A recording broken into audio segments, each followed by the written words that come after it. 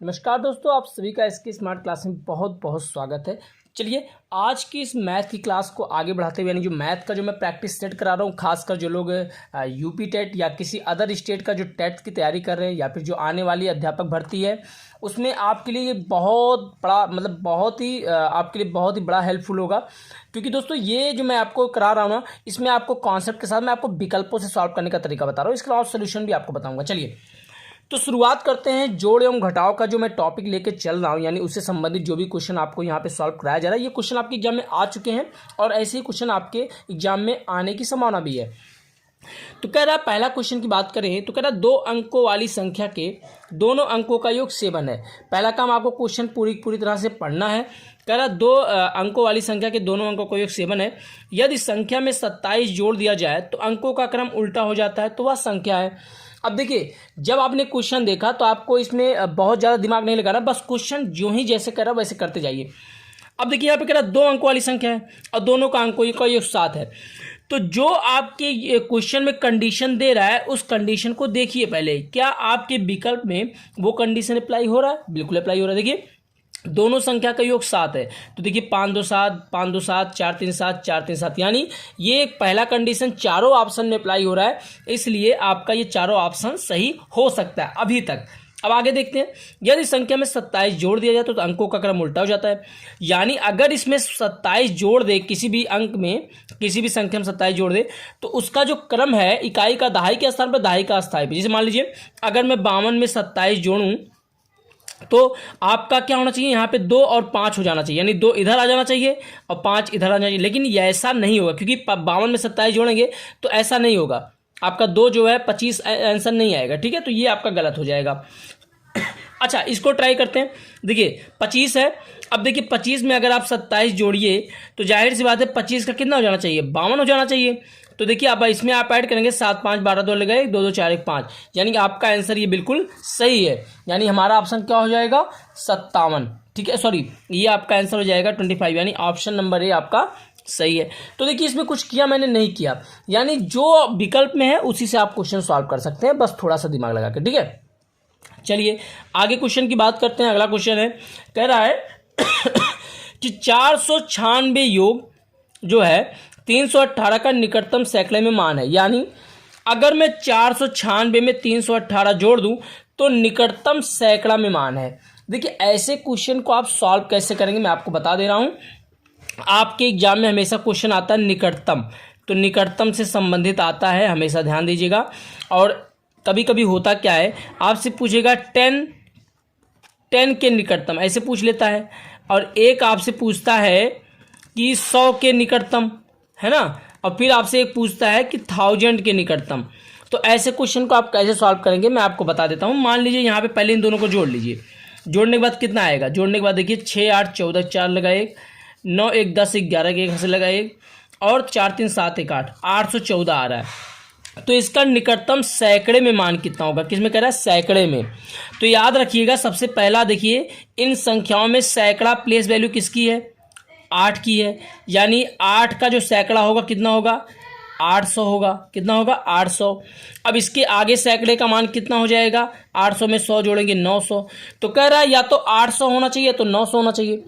तो इसको लेके निकालने के लिए हम ये देखेंगे कि जो अंतिम के 2 डिजिट है, यानी 100 का आधा कितना होता है, 50 होता है ना। अब आपको देखना है कि 50 होता है तो अंतिम के जो 2 डिजिट 14 है, ये 50 से कम है या 50 से ज़्यादा है। अगर 50 से ज़्यादा होता, जैसे 857 होता, तो 900 में आता। अगर 14 50 से कम है चूंकि, तो इसलिए 800 के निकटतम आएगा, इसलिए इसका नियरेस्ट 800 है। तो आपको बहुत ज़्यादा दिमाग नहीं लगाना है। ये मैंने जो इतना बड़ा आपको कॉन्सेप्ट बता दिया, ये समस्या होती है कब, जब आपके सामने हज़ारों में पूछता है। ठीक है, लेकिन आप इस कॉन्सेप्ट को समझ लीजिए और ज़्यादा आपको दिमाग नहीं लगाना, बस ये समझिए कि 814 जो है किसके नज़दीक है, 800 के नज़दीक है कि 900 के नज़दीक है। तो 814 जो है 800 के नज़दीक है, क्योंकि 800 का 100 में अगर निकटतम मान देखें तो 800 का 900 होता है ना। तो जाहिर सी बात है या तो 800 होगा या तो 900 होगा। तो 800 होगा क्योंकि ये जो है 14 50 से कम है। ठीक है, ये इस तरह से। अच्छा अब देखिए अगला, देखिए कैसे होगा। अब कह रहा है 100 तथा 300 के मध्य कितनी संख्याएं हैं जो 7 से विभाज्य हैं। देखिए ऐसे क्वेश्चन आपके एग्जाम में पूछ लिया जाता है तो आप कंफ्यूज हो जाते हैं सॉल्व कैसे करें। तो मैं आपको बता दूं कि आपको कुछ नहीं करना, सीधे यहाँ पे जो जैसा क्वेश्चन कह रहा है आप उसी तरह करते जाइए। 100 तथा 300 के मध्य, तो आप ऐसा देखिए, सबसे पहला काम क्या है आपका काम क्या करना है सबसे पहले कि 100 तथा 300 के मध्य देखना है कि जो 7 से विभाजित हो जाए। तो पहले देखिए 100 के नज़दीक, यानी 100 के बाद सबसे नज़दीक कौन सी संख्या जो 7 से कट जाएगी? क्या 101 है? नहीं कटेगा। कैसे? 7 के नम 7, देखिए 7 के नम 7 31 हो गया, नहीं कटेगा। क्या 102 है? 7 के नम 7 32, नहीं कटेगा। क्या जो है 103 है? बिल्कुल नहीं। 104 भी नहीं होगा। 105 आपका होगा, क्योंकि देखिए 7 के नम 7, 7 5 35, तो पहली जो 100 के नियरेस्ट में है मान वो 105 है, वो कट जाएगा, तो 105 हो गया। अब लास्ट में देखिए कौन सी संख्या कट जाएगी, तो लास्ट में कौन सी संख्या, यानी 300 के नज़दीक देखिए कौन सी संख्या जो 7 से कट जाएगी। तो क्या जो है 299 होगा? क्या 299 होगा? नहीं कटेगा। कैसे? 7 चौक 28 और 19 आ रहा है। क्या 298 होगा? नहीं। देखिए आप देखिए 7 चौक 28 और 18 नहीं आएगा, तो कैसे कटेगा? 7 दूनी 14, 7 त्रिक 21, लास्ट में देखिए जैसे 200, क्या 297 होगा? तो 7 त्रिक 21, 7 चौक 28, 17 नहीं कटेगा। तो ऐसे ऐसे करते जाइए, आप देखेंगे तो लगभग क्या ये होगा 294, तो 7 दूनी 14, 7 7 चौक 28, 7 दूनी 14, तो ये आपका हो जाएगा 294, ये आपका हो जाएगा। यानी हमने क्या किया, हमने पहले ये चेक किया कि प्रथम कौन सी संख्या होगी जो 7 से कट जाएगी और अंतिम कौन सी संख्या होगी जो 7 से कट जाएगी। तो अब इसको निकाल लिया जब, तो अब आपको यहाँ पे क्या करना है, आपको कुछ नहीं करना है, आपको निकालना है अंतिम संख्या और माइनस प्रथम संख्या, अंतिम संख्या माइनस प्रथम संख्या और बटे 7 प्लस 1 कर दीजिए। ठीक है, यही आपको निकालना है, अंतिम संख्या से माइनस प्रथम संख्या प्लस 1 बटे 7, ऐसे कर दीजिए। तो अंतिम संख्या कितना आया था? 294, तो हमने 294 किया। और प्रथम संख्या कितना आया था? 105, 105 कर दिया बटे 7 प्लस 1। तो अब आप देखिए 294 माइनस कितना आया? 105 आया। 105 माइनस करिए, कितना आएगा? 294 में से 105 माइनस करिए, 14 में से 5 गए 9 और यहाँ बचा 8। तो अब यहाँ बचा, हाँ यहाँ पे कितना आ जाएगा, यहाँ पे जो है आपका कितना आ जाएगा, देखिए 1 आएगा है। ठीक है, 189 ये आपका आ गया मान। ठीक है, अब इसके बाद क्या करेंगे, तो यहाँ पे आपको क्या करना है, ये 294 आया था। ठीक है, अब यहाँ पे क्या करना है, यहाँ पे देखिए 189 और प्लस 1 जोड़ दीजिए। 189 प्लस 1 कितना आ जाएगा? प्लस 1, यानी 1 मिनट, 7 से पहले काटिए, 189 को 7 से काटिए। 7 दूनी 14 और 7 चौक 7 सत्ते 49, 27 आ गया, और 27 में 1 जोड़ दीजिए, 27 प्लस 1 बराबर 28। तो आंसर हमारा कितना आ गया? 28। ठीक है, ये आपका आंसर आ गया। तो इसको हम इस तरीके से सॉल्व करेंगे। तो आपको समझ में आ गया होगा क्या करना है, पहले आपको अंतिम संख्या निकालिए जो कट जाएगा, और फिर आप लास्ट में सबसे प्रथम संख्या निकालिए, दोनों को माइनस करने के बाद बटे 7 कर दीजिए, प्लस 1 कर दीजिए, तो ये आपका आंसर आ जाएगा। ठीक है, चलिए अब हम आगे बढ़ते हैं। तो नेक्स्ट संख्या कह रहा है कि यदि a प्लस 2 a प्लस 4 ये अविभाज्य संख्या है। अविभाज्य मतलब जो किसी से भी ना कटे, किसी से ना कटने का मतलब या तो खुद से कटे या तो 1 से कटे और किसी से ना कटे। तो a के लिए कितने मान हो सकते हैं, मतलब यहाँ पे a का मान कितना आएगा या फिर कितने मान हो सकते हैं। तो देखिए अविभाज्य का मतलब, अगर मान लो मैं यहाँ पे 1 रखता, मान लो मैं यहाँ पे 1 रखता तो ये 1 होता, और मान लो यहाँ पे मैं 1 रखता तो 2 1 3 होता, और यहाँ पे 1 रखता 4 1 5 होता। तो वैसे देखिए 1 जो है, अगर मान लो हो सकता है कि यहाँ पे 1 रख दें, क्या रख दें? 1। अगर मैं यहाँ पे 1 रखूँ तो 1 का मान 1, देखिए 1 बिल्कुल नहीं, क्योंकि 1 तो है ही ये पहली चीज़, और 1 को हम अविभाज्य संख्याएं नहीं कहते, ध्यान दीजिएगा, इसलिए 1 आपका नहीं होगा। क्योंकि अविभाज्य यहाँ पे ये भी कह सकते हैं कि अभाज्य, जिसे हम बोलेंगे, क्या बोलेंगे? अभाज्य संख्याएं। तो 1 आपका जो है, इसको हम सबसे छोटी अभाज्य संख्या नहीं बोलते। ठीक है, हम सबसे छोटी अभाज्य संख्या किसको बोलते हैं? 2 को बोलते हैं। क्योंकि एक कंडीशन क्या होती है अविभाज्य संख्या की, कि वो उसके गुणनखंड केवल 2 होते हैं, एक तो वह स्वयं से कटे और एक वह जो है 1 से कटे, लेकिन इसका तो 1 ही होगा गुणनखंड, इसलिए ये नहीं होगा। तो यहाँ पे देखिए 2 रखिए, अगर मान लो 1 का मान 2 होता तो 2 रखें मान लो, तो ये 2 2 4 हो जाता, तो ये हमारा नहीं होगा, 2 भी नहीं होगा, क्योंकि ये जो है 4 हो जाएगा, जो कि अविभाज्य नहीं है। अब मान लो a का मान 3 रखता मैं, तो ये मान लो 3 है, 3 अविभाज्य संख्याएं हैं, बिल्कुल है।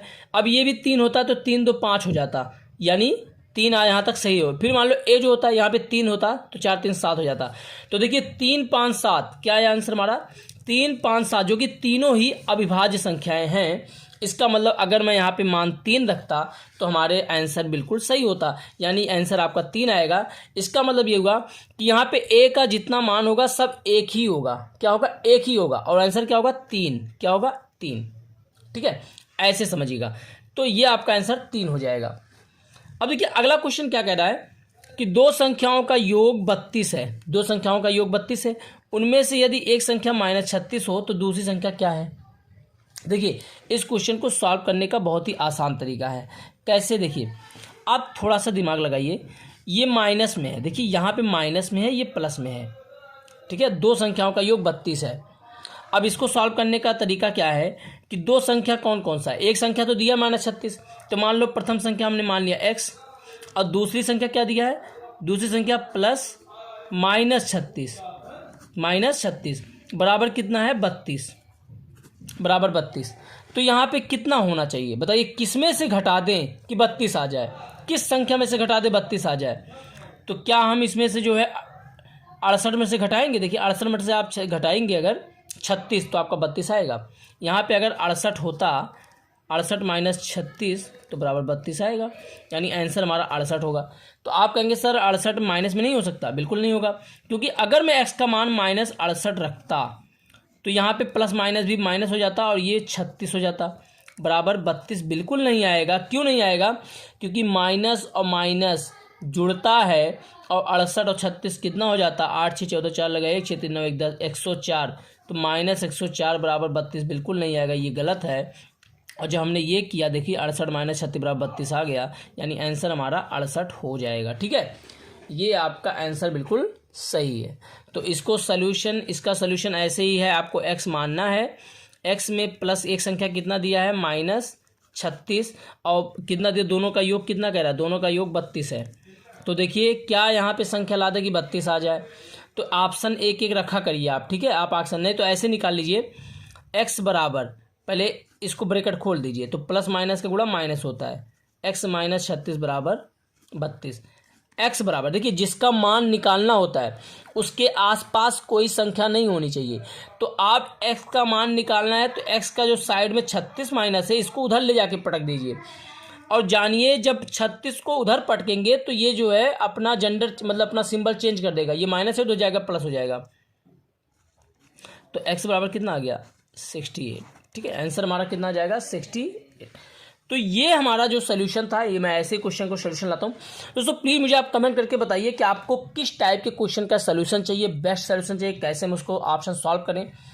तो इसको आप कमेंट बॉक्स में कमेंट जरूर करिएगा, ठीक है। ऐसे ही मैं डेली आपको मॉर्निंग 6 बजे ये वीडियो अपलोड कर देता हूँ, तो आप वीडियो को शेयर करिए, सब्सक्राइब करिए, और ज़्यादा से ज़्यादा आप चैनल को विजिट कीजिए, क्योंकि वहाँ पे आपको अध्यापक भर्ती जितने भी टॉपिक हैं सब आपको टॉपिक मिल जाएगा, चाहे साइकोलॉजी हो, मैथ हो या पर्यावरण हो, सारे वीडियो आपको मिल जाएंगे। धन्यवाद, thank you for watching, thank you so much.